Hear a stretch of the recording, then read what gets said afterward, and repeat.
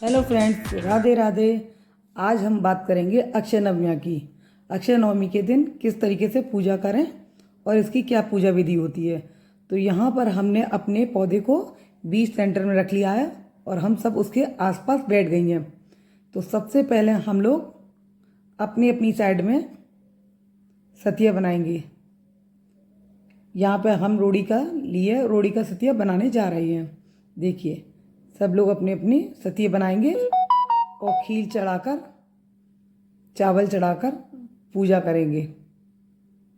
और जिसको जो भी मनसना है उसको भी अपने पास ही रखेंगे। इसमें 108 परिक्रमा लगती हैं, लेकिन हम सिर्फ 11 ही लगाएंगे क्योंकि वहाँ जगह थोड़ी कम है, तो हम 11 परिक्रमा लगाएंगे। तो हमारी जेठानी यहाँ कलावा दे रही हैं, छल्ले बना बनाकर हम सब लोग अपने अपने कलावे लगा रहे हैं। तो देखिए, यहाँ पे हम चारों बैठे हुए हैं। अब आगे की विधि शुरू करेंगे।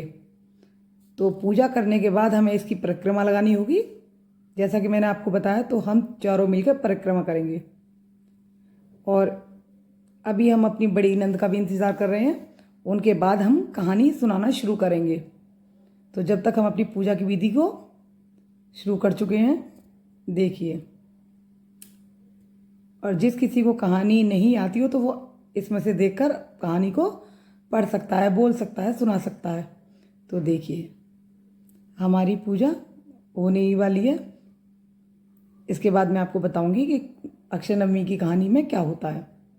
वैसे तो सभी को लगभग आती है ये कहानी, कोई बड़ी नहीं है। कार्तिक मास में नहाना बहुत ही पुण्य का माना जाता है और बहुत ही विशेष होता है। तो देखिए, अब हमने यहाँ पर उठकर परिक्रमा की तैयारी कर ली है और अपने अपने साइड से परिक्रमा को शुरू करेंगे। तो हम सभी को 11 परिक्रमा करनी है। तो हमने गिनती के लिए अपने जो भी हमें मनसनी है वो 11 पीस अपने हाथों में ले लिए हैं। तो अब हमारी परिक्रमा शुरू हो चुकी है। अब परिक्रमा पूरी होने के बाद में फिर हम अपने कथा को शुरू करेंगे। जो हमारी कहानी है, इसकी कहानी भी बहुत अच्छी है और इसकी कहानी सबको बोलनी भी चाहिए, सुननी भी चाहिए। तो देखिए, यहाँ पर सब लोग कितने अच्छी तरीके से बातें भी करती जा रही हैं और पूजा भी करती जा रही हैं। क्योंकि लेडीज़ चार एक जगह इकट्ठी हो जाए, बातें ना करें, ऐसा तो हो ही नहीं सकता है। तो देखिए, हमारी 5-6 परिक्रमा पूरी हो चुकी हैं। अब हम जल्दी से अपनी परिक्रमा को पूरा कर लेते हैं। और आप कहाँ कहाँ से मेरी वीडियो देख रहे हैं ये भी मुझे ज़रूर बताना, ताकि मुझे पता चले कि कौन कौन कहाँ से मेरी वीडियो को देख रहा है। तो देखिए, हमारी परिक्रमा पूरी हो चुकी है और हम यथास्थान अपने बैठ जाएंगे। अब हमारी कार्तिक मास की कहानी शुरू होगी। और हमारी बड़ी नंद भी आ चुकी हैं और हमारी भांजी बहू भी आ चुकी है। अब हम 6 लोग हो गए। अब हम कहानी शुरू करते हैं। एक बुढ़िया थी, वह रोज़ उठकर कार्तिक नहाती थी। जमुना जी नहाकर रोज़ सोने के आंवले दान किया करती थी, मगर उसके बहू बेटों को ये सब मंजूर ना था। वो कहते थे, अम्मा अगर इस तरीके से तुम सोने के आंवले दान करोगी तो हम तो गरीब हो जाएंगे। ऐसा करो, तुम चांदी के आंवले दान किया करो। और चांदी के आंवले दान करते करते फिर उन्होंने देखा कि अम्मा तो चांदी के भी कर रही हैं, उससे भी हमारा नुकसान होगा। बोली, अम्मा तुम चांदी के दान करना बंद करो, अब तुम लोहे के आंवले दान किया करो। अब कुछ टाइम अम्मा ने लोहे के आंवले दान किए। बहू बोली, देखो जी, इस तरीके से तो लोहा भी बहुत महंगा है, इनसे बोलो कि ये मिट्टी के आंवले दान करें। बुढ़िया को तो अपना नित्य नियम करना था, वो बेचारी मिट्टी के आंवले बनाती और उनको दान करने लगी। इस तरीके से बहू बेटे और भी परेशान होने लगे कि मिट्टी भी बहुत वो आती है, हमारी तो सारी मिट्टी खत्म हो जाएगी। तो बहू बेटों ने कहा, हम माता जी को घर से बाहर निकाल देते हैं। तो बहू बेटे ने बुढ़िया को घर से बाहर निकाल दिया और बुढ़िया यमुना जी के किनारे अपना टाइम बिताने लगी। उसकी पूजा पाठ फिर भी बंद नहीं हुई और वो फिर भी अपने नित्य नियम से मिट्टी के आंवले बनाती और दान करने लगी। इस तरीके से भगवान उससे बहुत प्रसन्न हुए और भगवान बोले कि अम्मा मैं तुमसे बहुत प्रसन्न हूँ। तो उन्होंने आशीर्वाद में बुढ़िया को मकान बनवाने की व्यवस्था कराई। उनके बहू बेटों की दूसरी साइड में दशा खराब होने लगी। वो बेचारे काम काज के तलाश में उधर ही आ गए जिधर अम्मा का घर बन रहा था और वहाँ ईंट गिलारा करने लगे। तो बहू भी ईंट गिलारा करती थी तो एक दिन अम्मा नहा रही थी तो बहू बोली, माता जी क्या मैं आपकी कमर को मल दूँ, क्या मैं आपकी पीठ को मल दूँ। अम्मा बोली ठीक है मल दो। अब जैसे ही उसने पीठ को मला तो उसने देखा बुढ़िया की पीठ पे एक मसा है। मसा देखकर उसकी आंखों में से आंसू आ गए, आंसू बुढ़िया की पीठ पर गिरा। बुढ़िया बोली अरे ये गरम गरम बूंदें कैसे आ रही हैं।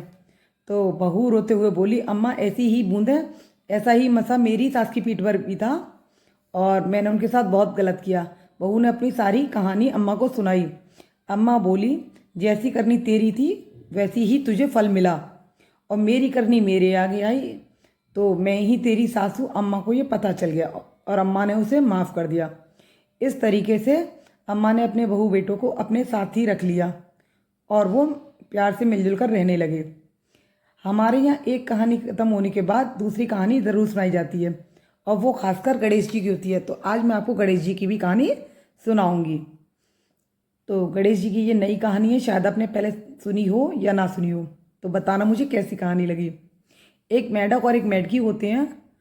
तो मेढकी गणेश जी की बहुत पूजा करती थी, लेकिन मेढक को ये बात बिल्कुल अच्छी नहीं लगती थी। मेढक कहता था जब देखो जब तू तो गणेश जी की पूजा करती रहती है, क्या दिया है तेरे गणेश जी ने हमें। मेढकी बोली उनके बारे में ऐसा मत बोलो, कि नहीं बता मुझे क्या दिया है। तो मेढक मेढकी एक दिन तालाब में तैर रहे थे। एक औरत गई और कलसे में उन दोनों को पानी के साथ गलती से भर लाई।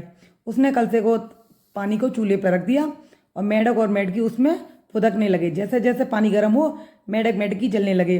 मेढक बोला तू तो गणेश जी की पूजा करती थी, अब गणेश भगवान से बोल के हमें बचा लें। कि नहीं तुम ही करो कुछ। कि नहीं नहीं मैं तो हार मान गया और तू ऐसा कुछ करके हमारी जान बच जाए। मेढकी ने गणेश भगवान से प्रार्थना करी कि हे गणेश काटो कलेश। गणेश भगवान तो मेढकी से वैसे ही प्रसन्न थे। गणेश भगवान ने अपने दो नंदी बाबाओं को लड़ते हुए भेजा और उन्होंने कलसे को लुढ़का दिया। इसी तरीके से उन दोनों की जान बच गई। तो जैसे गणेश जी ने उनकी सुनी वैसे सबकी सुने। कहानी यहीं पे समापन होता है।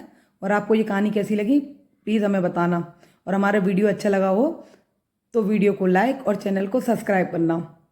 Thank you friends. अब हमारी कहानी यहाँ पे हो चुकी है। अब हम सब लोग आपस में एक दूसरे को जो भी हमने मनसा है वो दे देंगे, क्योंकि आधी यहाँ पे नंद हैं और आधी यहाँ पे भाभियाँ। तो आप पहचान के बताइए कौन सी नंद हैं और कौन सी भाभियाँ। और ऐसी ही जानकारी वाली वीडियो देखने के लिए और पूजा की वीडियो देखने के लिए हमें प्यारा सा कमेंट करना ना भूलें।